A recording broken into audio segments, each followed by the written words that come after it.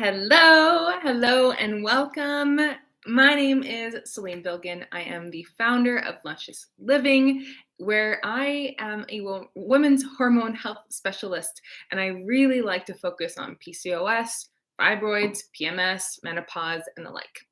Why? Because I know what it's like to have hormone imbalance myself. So a few years ago, I'm going to get into the PCOS topic in a moment, but I really want to share with you where I'm coming from. First, my whole life, I've dealt with dealing with weight. I've had a waist trainer that I'd wear for hours a day, fat loss supplements, any sort of influencer meal plan or workout plan. Dealt with people telling me I would look better if I were skinnier, all that. And by the way, I'm really want to make sure I'm looking at you. So let me know. I think it's looking straight at this part.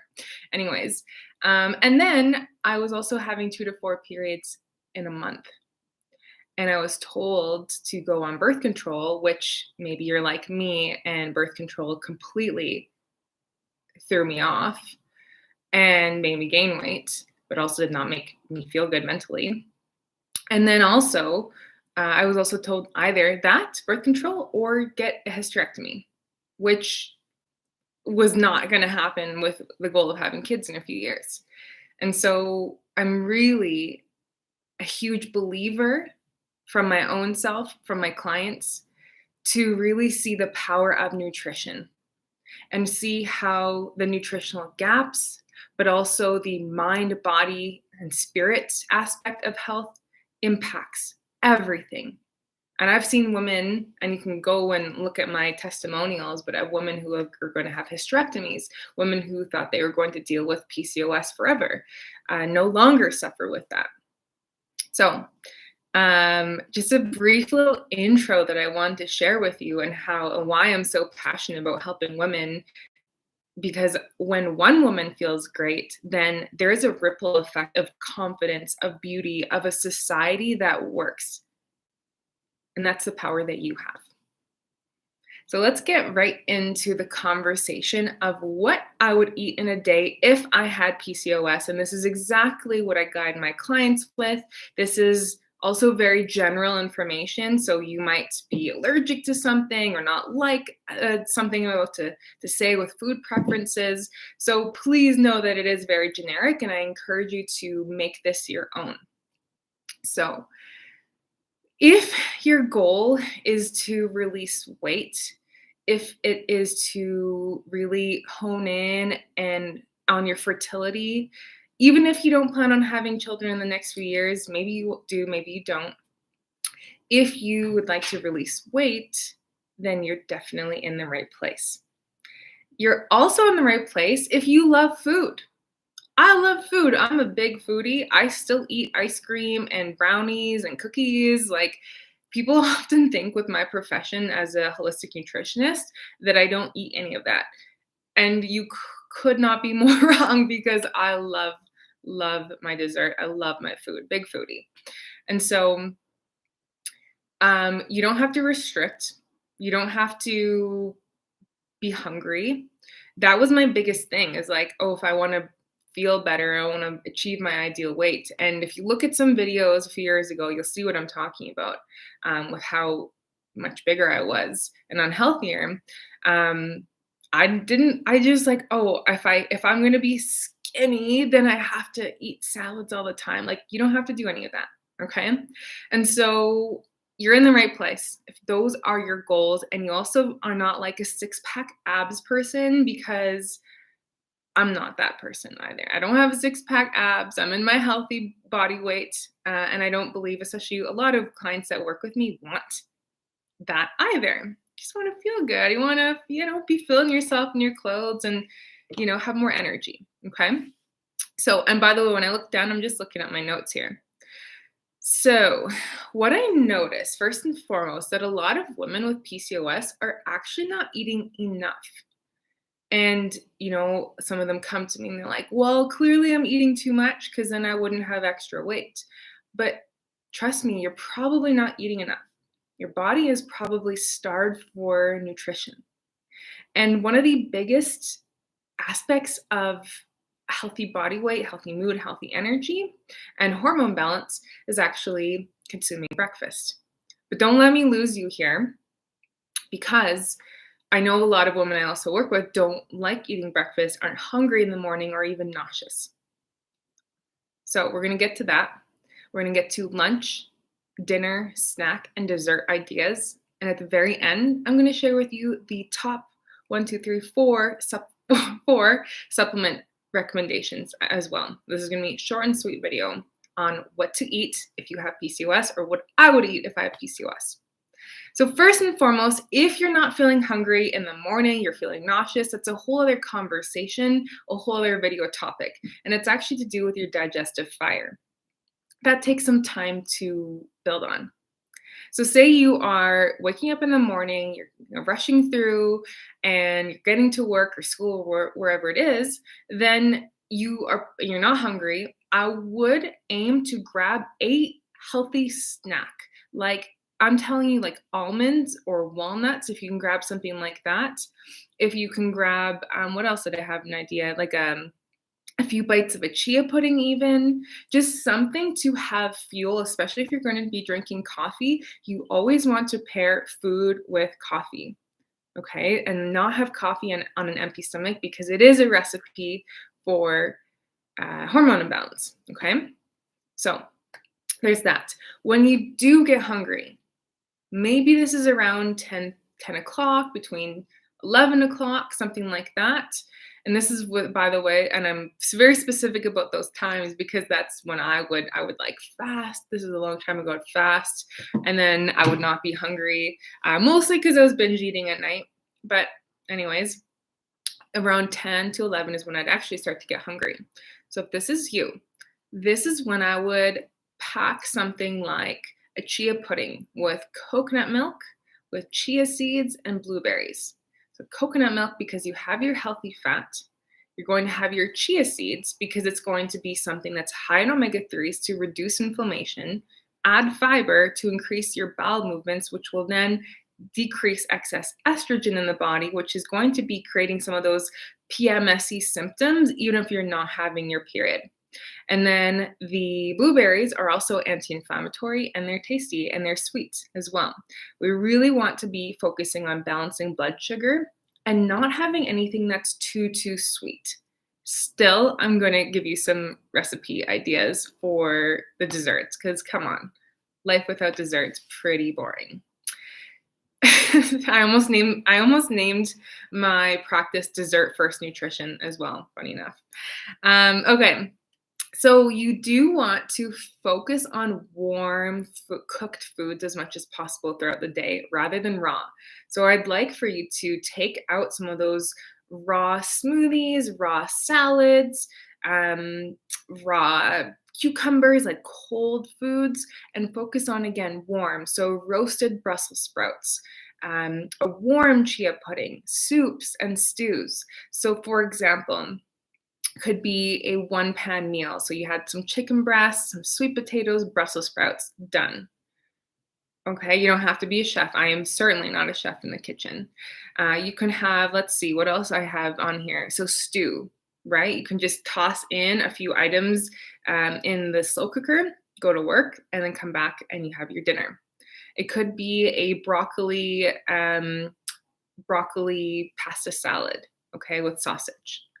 So again, focusing on warmth, you're also focusing always on protein. So this could be chicken, chickpeas, eggs, beef jerky, always protein with each meal, because it's going to help balance blood sugar, keep you fuller longer. And if you think that women shouldn't be having this much protein, or you feel awkward about eating so much protein each time, I would try this to see how you feel, because I used to be scared of eating so much protein. I thought it was going to make me bulky. I thought I was eating too much. I was like, oh, it's bad for your kidneys or something, right? No, it is not, especially if you're eating high quality meat and if you're having all parts of the animal, such as bone broth. I'm also a big fan of organ meat as well. We got really bougie with our meat for some reason. And we actually buy an ancestral blend. It's grass-fed beef with 10% organ meat, and it tastes so good, and you get all the benefits. You can also supplement with a beef liver supplement. Okay, so we have breakfast, or the first time they eat. This could be, again, egg cups, a warm salad, like, again, that one pan meal. It could be an omelet, things like this. And then same with lunch, same with dinner. It could be stir fry, it could be a soup, it could be a stew, it could be a salad, a warm salad, ideally, with some of that protein. Then for snacks, what I recommend for snacks, again, focusing on protein and fiber. So this could be beef jerky with trail mix. Okay, this can be, where else I have on here? Chocolate super seed bark. This is when you make your own, I actually have some recipes coming for you. Your own chocolate, but adding pumpkin seeds and chia seeds and hemp seeds to it. You could also have hummus and some bell peppers. I know that's raw, but that one's going to be fine. What else I have? I wrote these all out. Hummus roll up. So if you buy some turkey breast, add a dollop of hummus in there and roll it up. You have a snack. You can also have, honestly, what I do, might not be as appealing for everyone. I have just like tuna, a can of tuna, add some sriracha and some mayo, and that is also what I'll have. Maybe along with some veggies and soup, for example. And sometimes it's just what I have plain for my snack. So focusing on these quick meals. They don't have to be complicated. They don't have to take you a long time, because I know you're busy. Okay. And then for dessert, the best part, if you ask me. So this can be, if you like salty, plantain chips and hummus. By the way, I have a whole video coming out on what your cravings mean. So it's not a lack of willpower. If you have sugar cravings or carb cravings, it's actually micronutrient deficiencies. This information changed my life because I was completely addicted to sugar. And again, I still eat sugar, but not to like that crazy experience that I had before. Avocado mousse. This is when you take mashed up avocado, cacao powder, and ideally for you with PCOS, monk fruit. A little bit of honey is not going to be too detrimental depending on your case as well. Also could be a protein smoothie, right? You have your protein shake. Ideally with PCOS, it's plant-based. I am a big fan of high-quality dairy, but in this case, I would suggest plant-based. Maybe you add some bananas, or just at least half a banana, avocado, your protein powder, and there you have it. What else? Oh, gelatin, your do-it-yourself gelatin gummies, okay? So always focusing on having something that's whole food but nourishing still. It could be coconut yogurt with chia seeds and walnuts and raspberries. So these are some easy snack ideas that you can have with you on the go that are going to support your PCOS symptoms.